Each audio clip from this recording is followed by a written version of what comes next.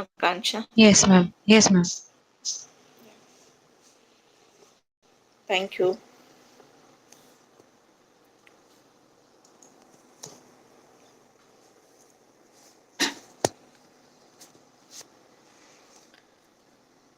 Today we will start with little bit specific details from the continuation of the previous class and then go on with the ultrasound. So the special applications and image processing in CT. The special applications of CT include a well-established application of CT for radiotherapy treatment planning. So we have discussed this little bit. So for radiotherapy, we need a CT scan for the treatment planning purpose, where we get the electron density information inside the patient body, the heterogeneity information, and how the high energy gamma rays or photon beams interact with each different type of the tissue is uh, deduced from the CT scan electron density information. So we need this in the treatment position, how we do the radiotherapy treatment in the linear accelerator or telecobalt machine. So we will require, like we have discussed, that for the CT scan we have a curved couch, but we need a flat couch for that, and we need to have a laser aligning system, which is similar to what the laser aligning system placed in the linear accelerator system, calibrated to equate with the laser aligning system in the linear accelerator system also.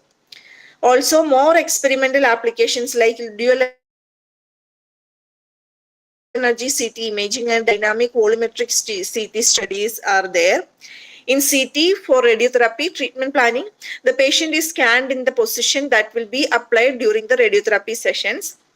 Special wide bore scanners provide a gantry opening that is large enough to allow that a patient is scanned in such a position.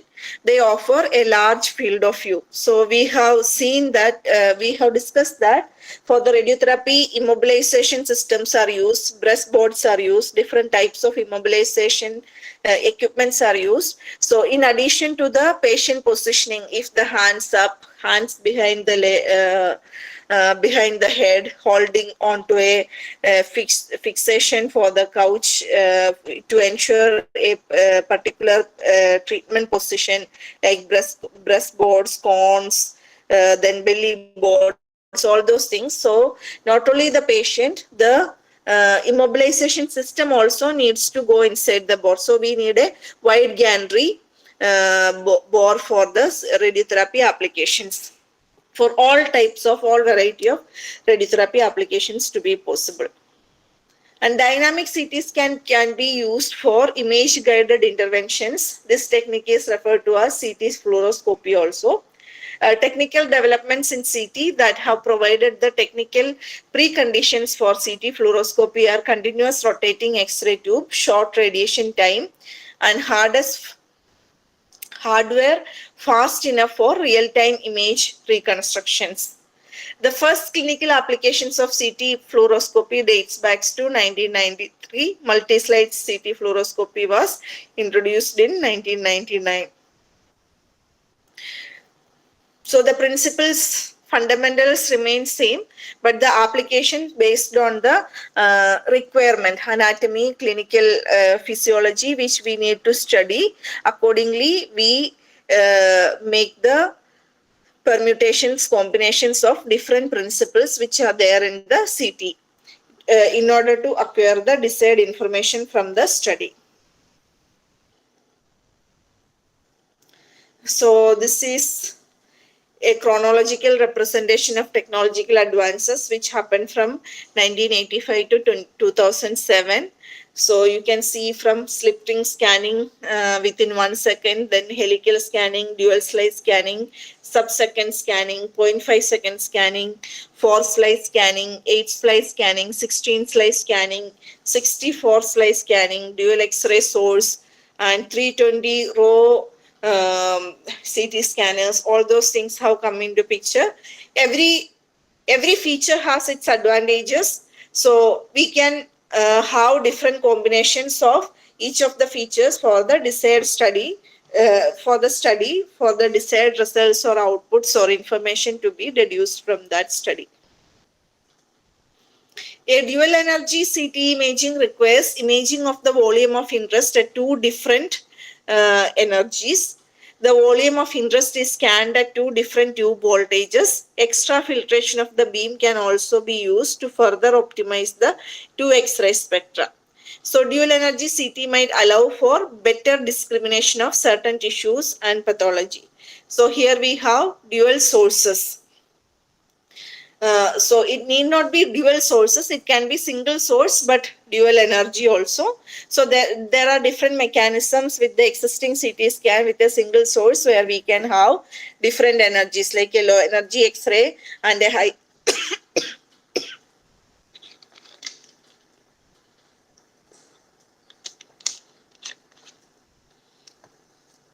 low energy X-ray beam and a high energy X-ray beam is utilized to, and the differentiation between the difference in attenuation characteristics between these two energies are utilized to bring out additional information.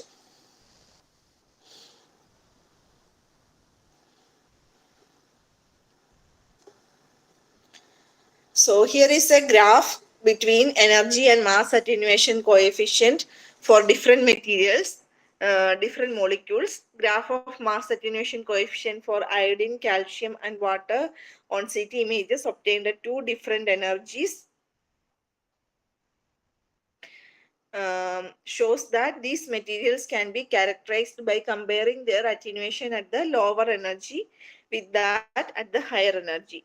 When dual energy images reconstructed for 50 and 80 keV are compared, iodine demonstrates a greater decrease in attenuation than calcium does at the higher energy, whereas the attenuation of water remains more or less constant.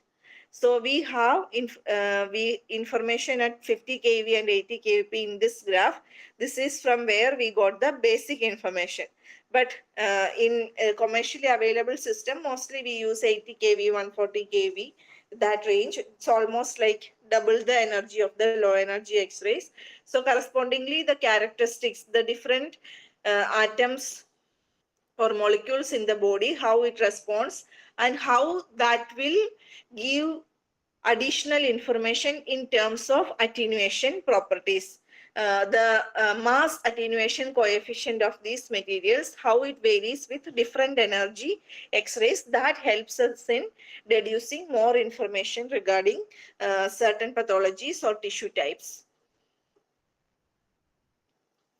And a volumetric CT scanner, a 320 detector row CT scanner that allows for scanning entire organs within one rotation.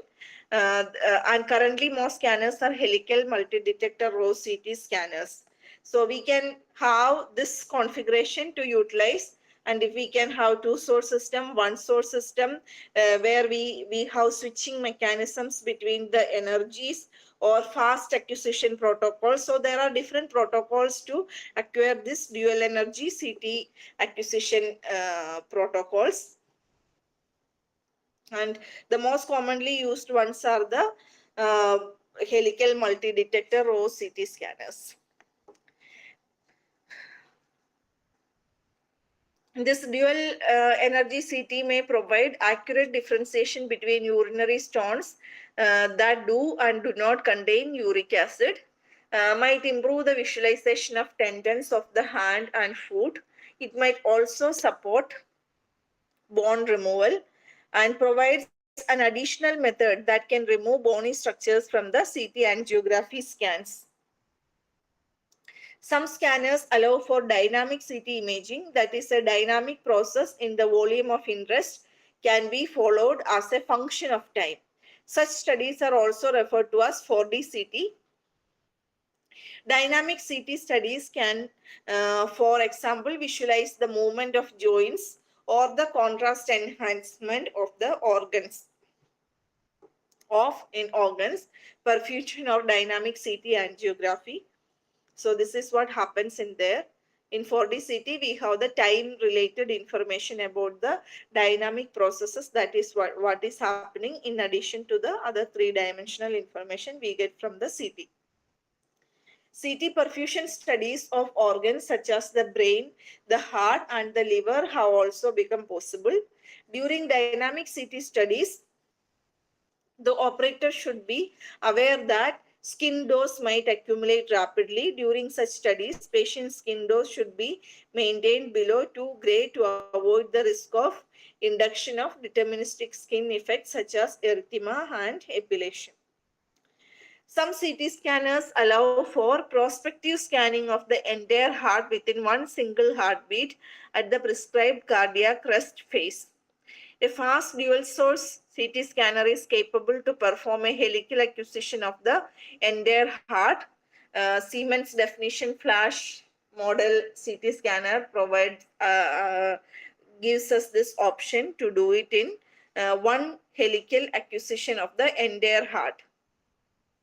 And a wide cone beam CT scanner performs an acquisition of the entire heart within one single rotation. This feature is with Toshiba Aquilion 1. And such novel single heart, it is a single heartbeat technique, carry the promise of substantial dose reduction. And coming to the some of the techniques in image processing, the use of various techniques, image processing software and algorithm that modify the reconstructed images displayed for viewing and interpretation are the image post-processing techniques. Significance of this is the post-processing of CT images has been valuable tool in variety of clinical applications due to its ability to provide additional diagnostic information. It has application in various organ and systems such as chest, abdomen, brain, spine, etc. It is essential to have the original data of excellent quality to perform a post-processing. And this technique allows us to obtain anatomical information from original images and also gives us functional and molecular images information. So here, how from the acquired data set, we can have better visualization or better understanding of the acquired data. That for that, the post-processing helps. So we use softwares or algorithms to modify the acquired data into viewable form from where the clinician can interpret usable information. After acquiring image data, it can be reconstructed and subjected to a variety of post-processing techniques. In spiral CT, axial image can be reconstructed at any point along the spiral path. And conventional CT section obtained 5 mm collimation can only be reconstructed at 5 mm intervals, where the spatial section acquired 5 mm collimation can be reconstructed every 5 mm, 1 mm, even at sub-millimeter intervals. 3D rendered images provide use of imaging volume from different angles. True 3D images are not always necessary for diagnostic purposes. This is more of visualization, fancy visualization actually, not really. It is not much popular in 3D rendering, volume rendering. All these are more for AI based studies and research purposes and for good visualization. But for the diagnostic purposes, we prefer the 2D or 3D black and white or grayscale or color scale images more. The types of post-processing techniques, there can be multiplanar reconstruction, third planar reconstruction, maximum intensity projection, minimum intensity projection, surface shaded display, volume rendering. And multiplanar reconstruction allows images to be reconstructed from the original axial plane in either coronal, sagittal or oblique plane. And spiral CT has greatly improved the quality of multiplanar reconstruction by limiting the stair steps artifacts that used to occur with conventional slice by slice scanning. Multi-slice CT has further improved the quality of multiplanar reconstruction as it allows isotropic imaging in which the quality of reconstructed image is similar to the original axial image.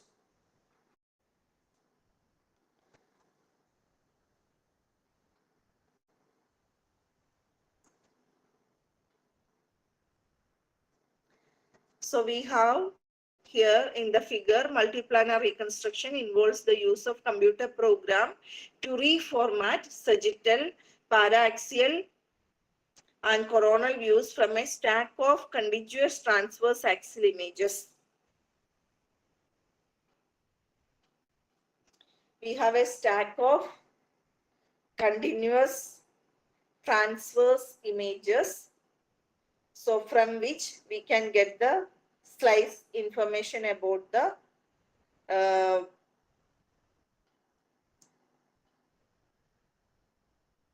not only slice, the whole thickness information in the coronal, paraxial and sagittal planes.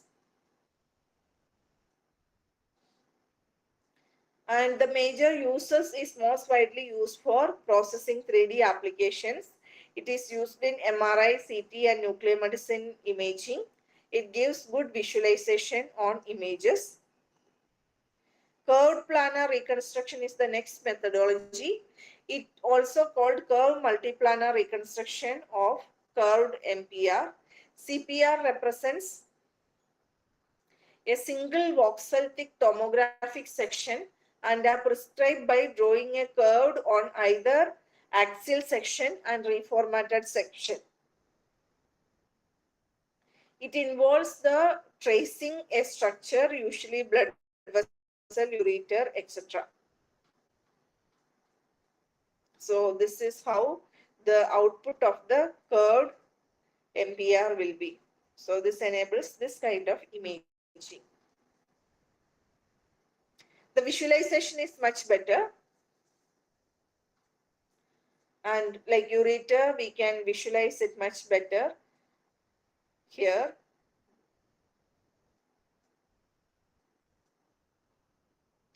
And the next is the maximum intensity projection. It is a simple 3D visualization tool that can be used to display angiographic data.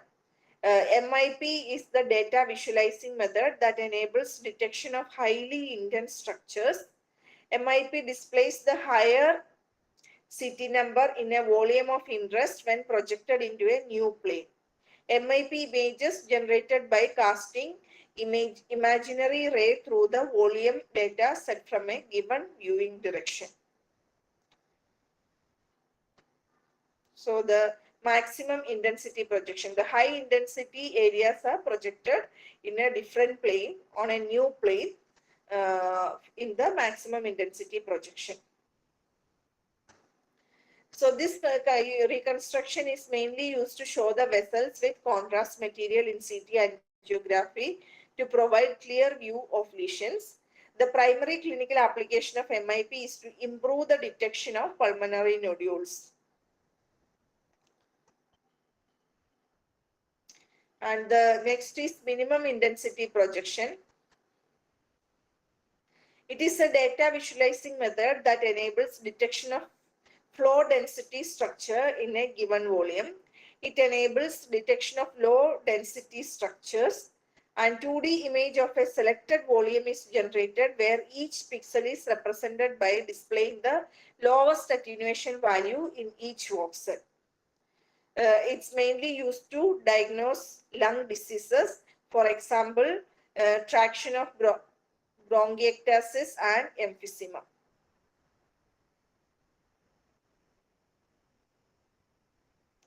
So here are different views of minimum intensity projection. And volume rendering is a process in which a computer programmer uses the acquired data to generate a recognizable 3D image. Volume rendering technique enables edge-enhanced visualization from an extraluminal perspective of endoscope. The advantage of volume rendering that it allows visualizing the structures beyond the surface along with vascular anatomy. It is used to detect any blockage in vessels and fracture. So these are some of the volume rendering images of the heart and the vessels. It is superimposed on the vessel information is superimposed on the right image.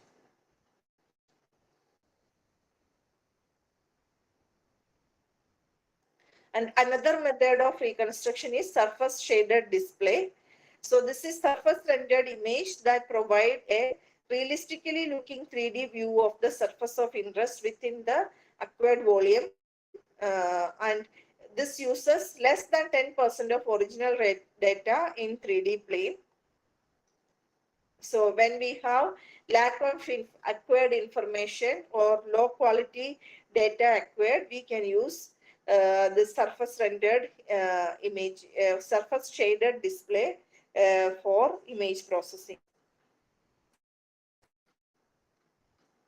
So these are different representations, average intensity projection, maximum intensity projection, thin slice, volume rendering with high threshold, volume rendering with low threshold, all these things.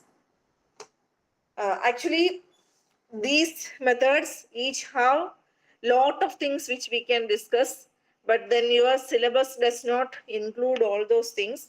I will share some of the reference materials. So whoever is interested or whoever wants to go little bit in depth into this, you can check those slides also. So we'll go ahead with the next topic.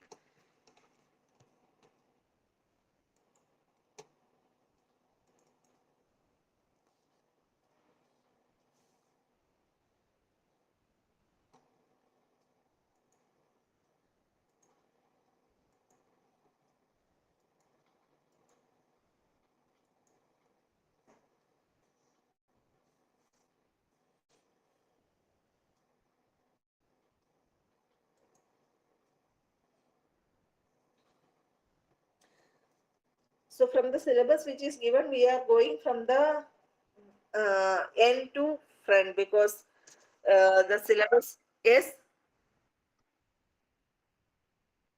yes.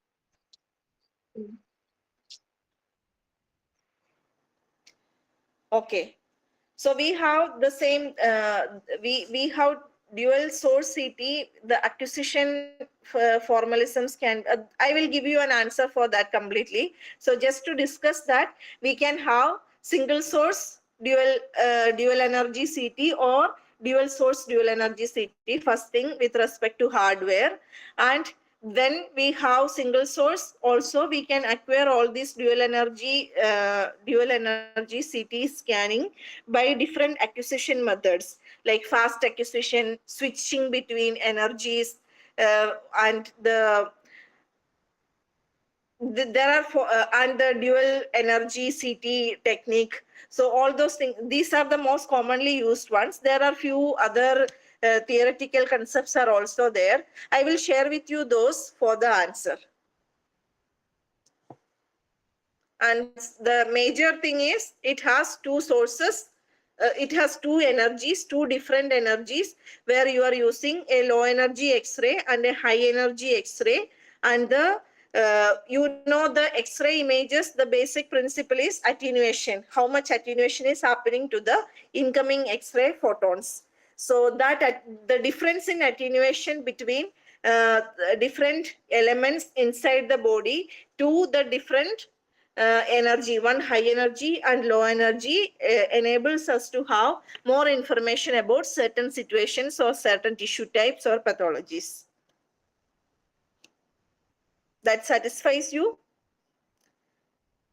And little that is the fundamental principle. And for a answer to give some more details, I will give you some information along with the slides.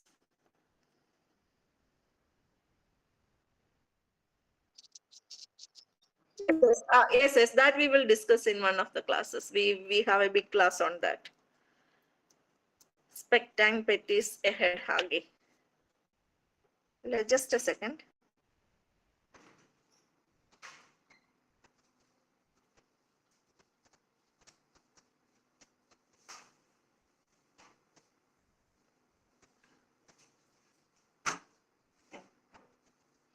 Okay, you want to discuss PET and SPECT first and then go to ultrasound?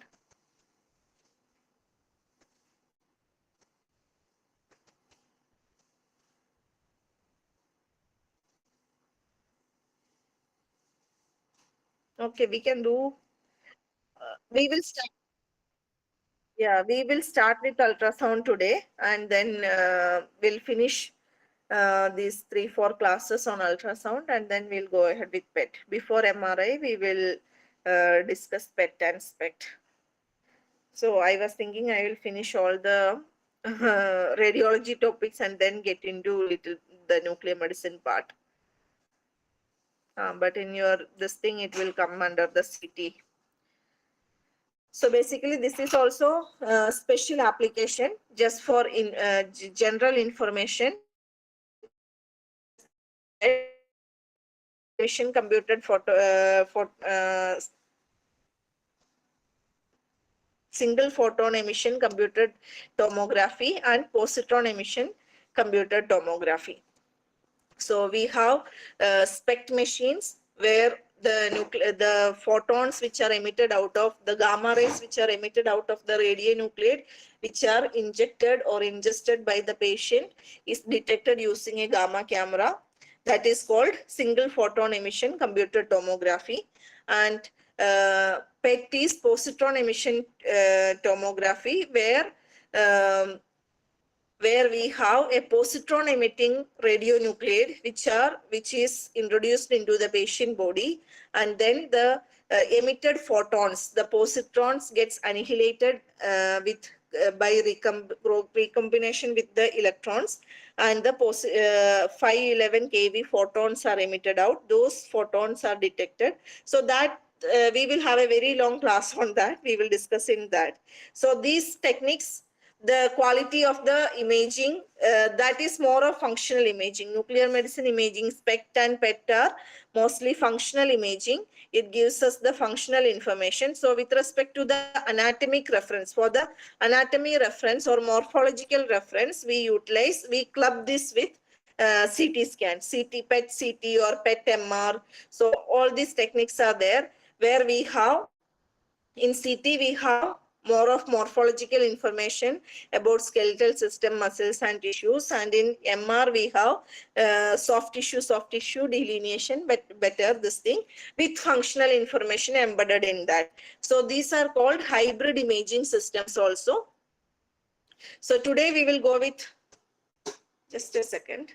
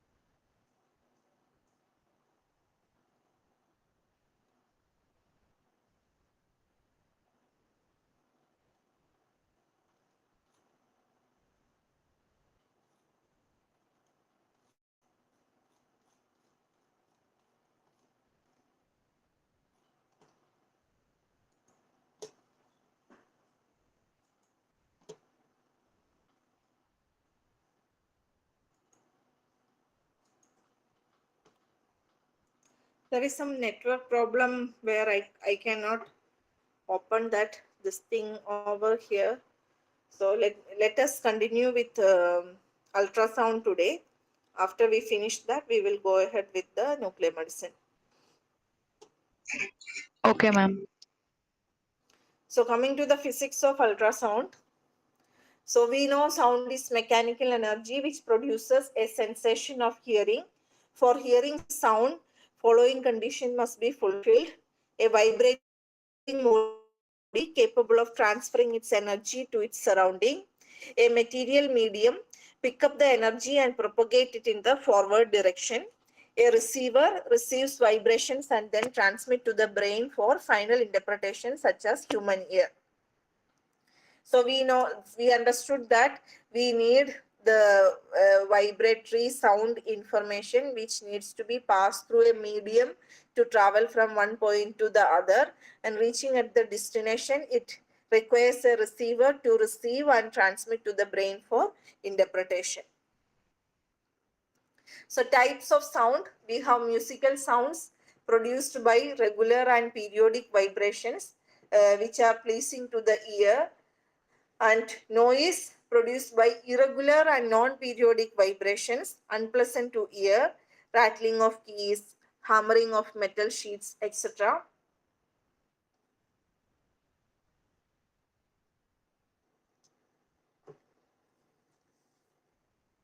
And characteristic of wave motion is a periodic disturbance which advances forward with time.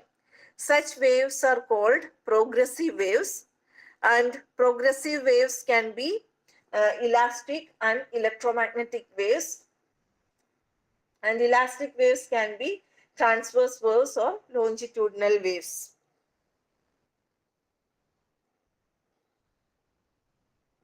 And transverse waves, the particles vibrate perpendicular to the direction of propagation of the wave. So the characteristics are crest and trough, the highest point and the lowest point of propagation perpendicular to the propagation of the direction of propagation of the wave. And crest is the maximum displacement of the particles in the upward direction, and trough is the maximum displacement of the particles in the downward direction.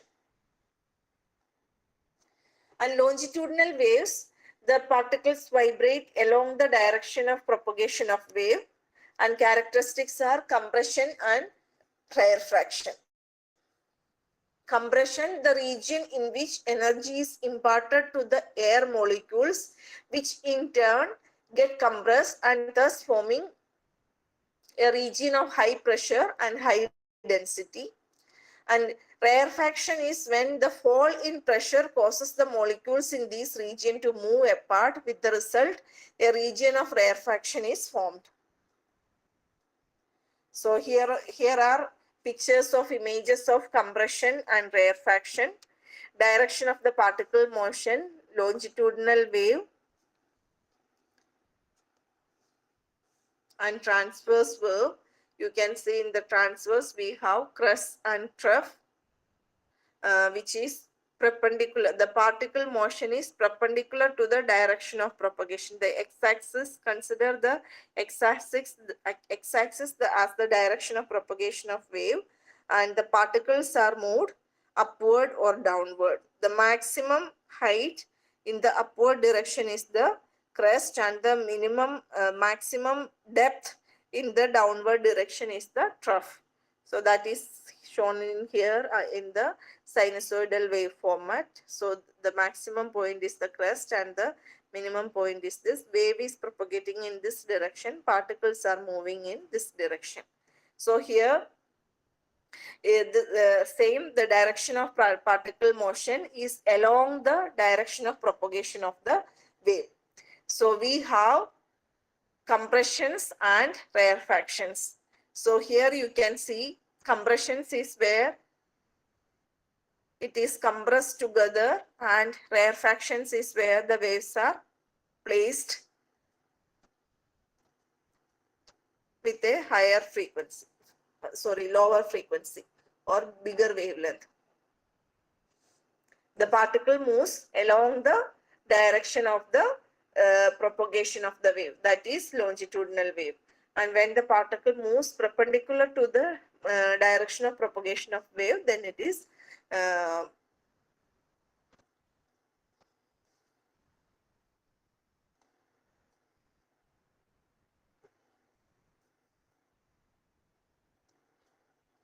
Amplitude is the maximum displacement of a vibrating particle about its mean position, and frequency the number of vibrations produced by a vibrating particle in 1 second. Wavelength the linear distance between two successive crests or troughs, and time period is the time taken for one complete vibration. Relation between wave velocity, frequency and wavelength is given by C equal to F lambda, and relation between frequency and time period T is T equal to 1 by F. So this is the time is the complete time period. Lambda is the wavelength, which is defined as the distance between two consecutive crests or two consecutive troughs. So that is the wavelength, and amplitude is the height of the crest or trough. And one full wave from one trough, one where the wave is at the zero position, to the highest point in crest, then comes back, then goes down to the lowest position, then comes back. That is one full wave.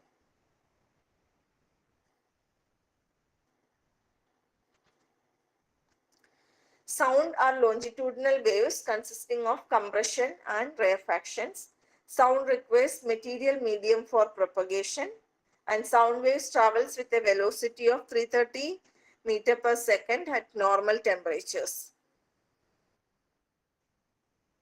And factors affecting the velocity of sound: temperature. With every 1 Kelvin or 1 degree Celsius rise in temperature, the speed of sound increases by 0.6 meter per second and vice versa. And humidity, with the increase in humidity, the speed of sound increases. And with wind, sound travels faster if the wind is blowing along its direction of travel.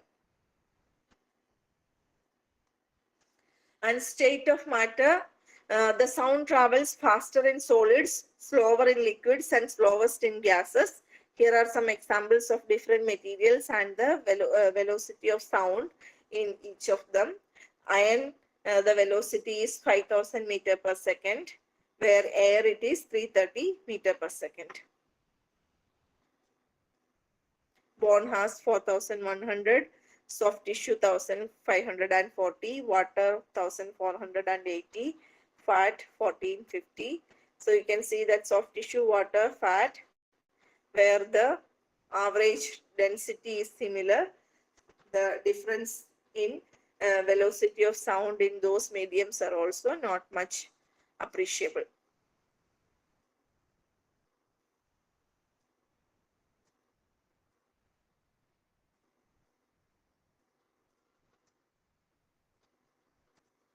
And factors not affecting the velocity of sound in gases: wavelength, frequency, amplitude, and pressure. The range of audible frequencies to which human ear can respond is from 20 Hz to 20,000 Hz. That is the range of hearing. Vibrations with frequencies beyond 20,000 Hz are called ultrasonic vibrations. Examples: squeak of bat, dog whistle, etc., which the human ear cannot appreciate. And vibrations with frequencies below 20 Hz are called infrasonic vibrations, like vibration of a pendulum. And coming to the history, piezoelectricity was discovered by the Curies in 1880s using natural quartz. Pierre Curie and his brother discovered the piezoelectricity in the 1880s. And diagnostic medical applications in the use since late 1950s. The technical term for ultrasound imaging is sonography. Ultrasound technology was originally developed as sonar to track submarines during the World War I in 1940s.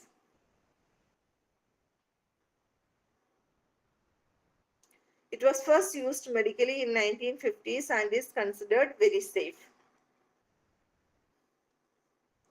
The sound of frequencies above 20,000 hertz is called ultrasound, which cannot be detected by the human ear. The velocity of ultrasound depends on the nature of the medium and is independent of frequency. Ultrasound travels faster in solids and slower in gases. The average velocity of ultrasound in soft tissue is 1540 meter per second. Audible sound does not have the following properties. The energy carried by the ultrasound is very high. The ultrasound can travel along a well-defined straight path. It does not bend appreciably at the edges of an obstacle. That is, they have high directivity.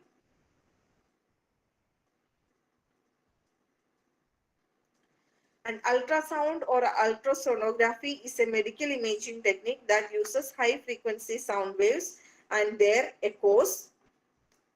And the technique is similar to the echolocation used by bats, whales, and dolphins, as well as the sonars used in submarines or aircrafts. Bats use ultrasound to move in the darkness. Bats use a variety of ultrasonic ranging, which is called echolocation techniques to detect their prey. They can detect frequencies from 10 Hz to 100 kHz. And cats can hear sounds at higher frequencies than humans can. They can detect frequencies from 80 Hz to 60 kHz. A dog whistle exploits this by emitting a high frequency sound to call to a dog. Many dog whistles, such as the silent whistle, emit ultrasound at a frequency in the range of 18 to 22 kHz. They can detect frequencies from 20 Hz to 50 kHz. Dolphins and whales. Some whales can hear ultrasound and have their own natural sonar system. Some whales use the ultrasound as a hunting tool for both detection of the prey and as an attack. Dolphins can detect frequencies from 200 Hz to 150 kHz. And grasshopper, they can detect frequencies from 90 Hz to 1 kHz. Fish, several types of fish can detect ultrasound of the order,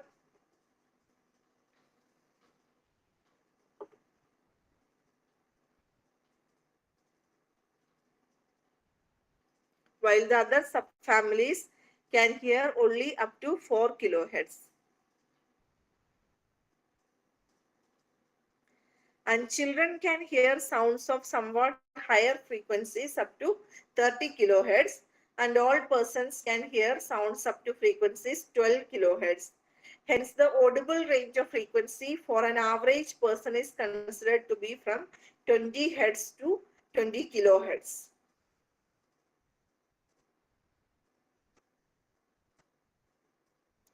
So frequency classification, uh, 20 to 20,000 hertz is the audible sound, and 20,000 to 10 lakhs hertz is ultrasound, and 10 lakhs to 3 crore hertz is the diagnostic medical ultrasound.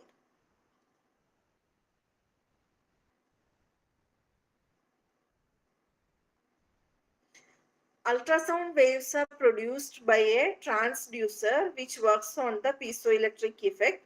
Piezoelectricity, from the Greek word piezo, means pressure electricity. The main component of the transducer is the piezoelectric crystal such as quartz and lead zirconate titanate, or PZT abbreviated as. When the crystal is subjected to a given pressure, it develops a voltage across its opposite surface. If a voltage is applied across a crystal, a pressure wave is generated in the opposite direction. The crystal converts electrical energy into ultrasound and vice versa.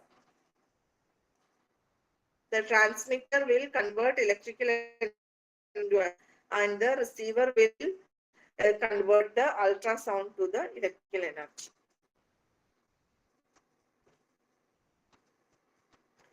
So a transducer is a device that converts one form of energy into another.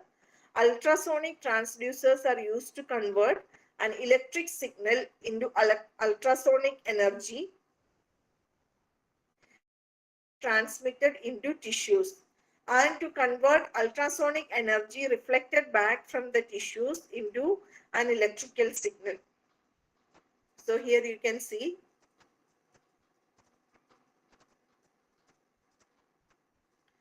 the source of high frequency current is conveyed by the coaxial cable to a transducer. The current is applied to the crystal through electrodes.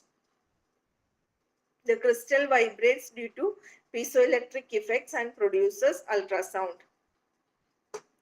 So these are the parts of the transducer.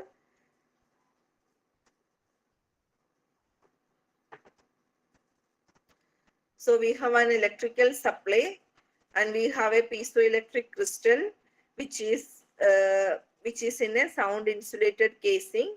We have electrodes through which the current is applied to the piezoelectric crystal, and we have a front plastic window. This is another pictorial representation where the metal outer casing is there with backing block, power cable and acoustic insulator is there, so that other signals are not interfering with the signal which we received from the front surface. So, and the electrodes apply an alternating potential difference to the piezoelectric crystal, and we have a plastic nose.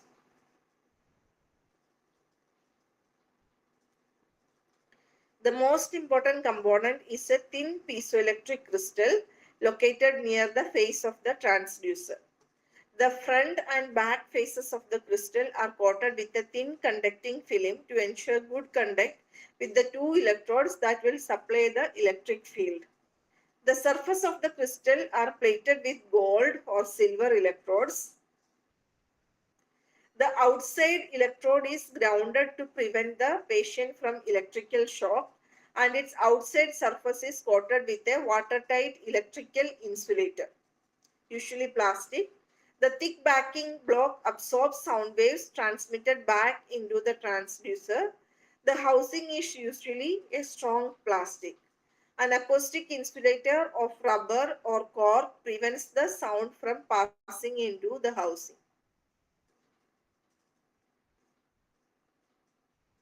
So the ultrasound machine has the transducer probe, a probe that sends and receives the sound waves, and central processing unit, the computer that does all the calculations and contains the electrical power supplies for itself and the transducer probe.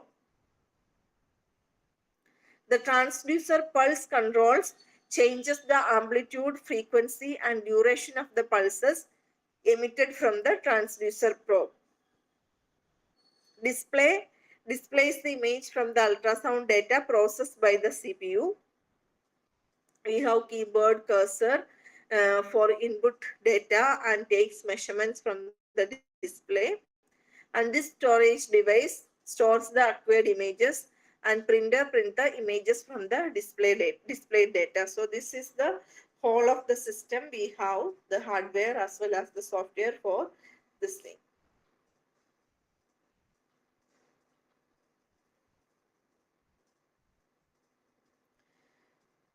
So ultrasound is a procedure that uses a high frequency sound waves to view internal organs and produce images of the human body. Non-invasive, which means it does not penetrate the skin or body openings physically. So we have the sound waves which are penetrating the body, and diagnostic, which means it is used to determine what disease or condition is present. The original ultrasound scanners produce still images, but modern scanners produce moving pictures which are easier to interpret. The ultrasound machine transmits high frequency 1 to 5 megahertz sound pulse into the body using a probe. The sound waves travel into the body and hit a boundary between tissues uh, like between fluid and soft tissue and bone, etc. Some of the sound waves get reflected back to the probe while some travel on further until they reach another boundary and get reflected. The reflected waves are picked up by the probe and relayed to the machine. The machine calculates the distance from the probe to the tissue or organ boundaries using the speed of sound in tissue, 5005 feet per second or 1540 meter per second, and the time of each echo return, usually on the order of millionths of a second. So the machine displays the distances and intensities of the echoes on the screen, forming an image. In a typical ultrasound, millions of pulses and echoes are sent and received each second.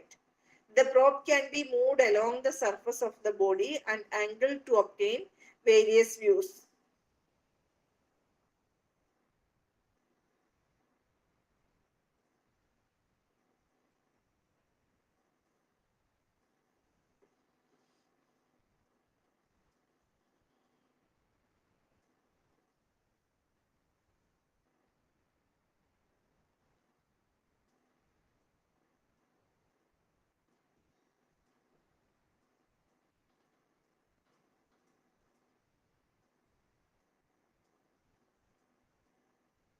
Advantages are the ultrasound is a painless procedure and it is non-invasive. It is widely available, low cost and easy to use. Because it does not use ionizing radiation, the side effects of radiation are not a concern. Ultrasound is the preferred technique for monitoring pregnant women and their unborn children.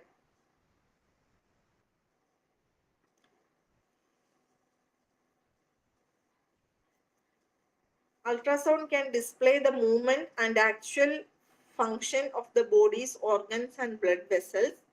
There are no non-harmful effects of standard ultrasound imaging. The main limitation of ultrasound imaging is that it does not reflect clearly from bone or air. Therefore, other imaging techniques are preferred for areas such as the lungs and bones.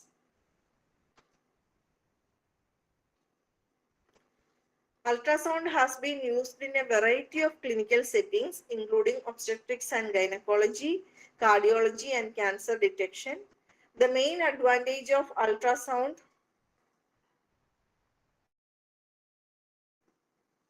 is that certain structures can be observed without using radiation. Ultrasound can also be done much faster than X-rays or other radiographic techniques.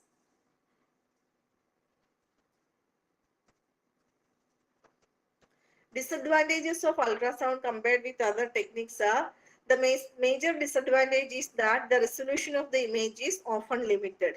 This is being overcome as time passes, but there are still many situations where X-rays produce a much higher resolution. Ultrasound is reflected very strongly on passing from tissue to gas or vice versa. This means that ultrasound cannot be used for examinations of areas of the body containing gas, such as the lung and the digestive system.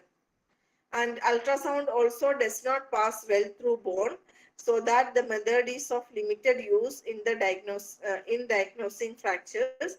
It is possible to obtain quite good ultrasound scans of the brain, but much greater detail is obtained in an MRI scan.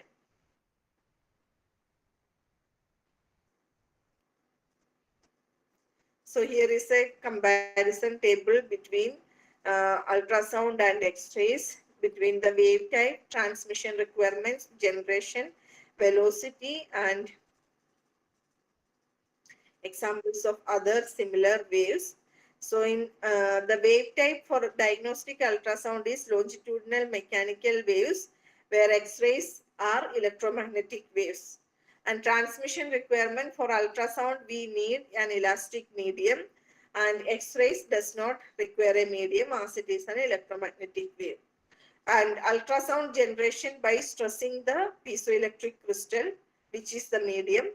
And by X-rays accelerating electric charges, the electrons are accelerated to produce the X-rays. And velocity depends on the medium through which it propagates, and it is for X-rays it is relatively constant. And ultrasound are similar to seismic or acoustic waves, while X-rays are similar to radio or light waves. So here is a graph representing, we have seen this table before, the propagation velocity in common tissues between air and bone. You can see that fat, water, soft tissue, liver, kidney, blood, and muscles, there is not much difference in the velocity. So correspondingly, the echo also there won't be much difference. So that is why we have a poorer image quality when we are the tissue interfaces, different interfaces inside the body is what enables us to get the information, the echoes happening at the interfaces. So when there are not much differences between that, it will be difficult to distinguish between those.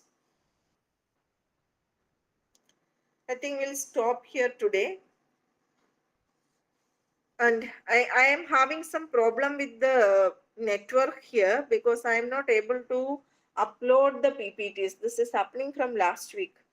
So I think when the problem, like I have sent the PPT of last classes, but it is not delivered. I think whenever the issue resolves, you will get the this one, and I will send some reference materials for further reading if you want to, and I will send the today's these two PPTs also, but. Be patient because there is this problem going on. Whenever it gets uploaded, it will come to you. Yes, ma'am. We will have next class tomorrow, right? Yes. Tomorrow 2 p.m. Okay, ma'am. Okay. Thank you. Thank you, ma'am.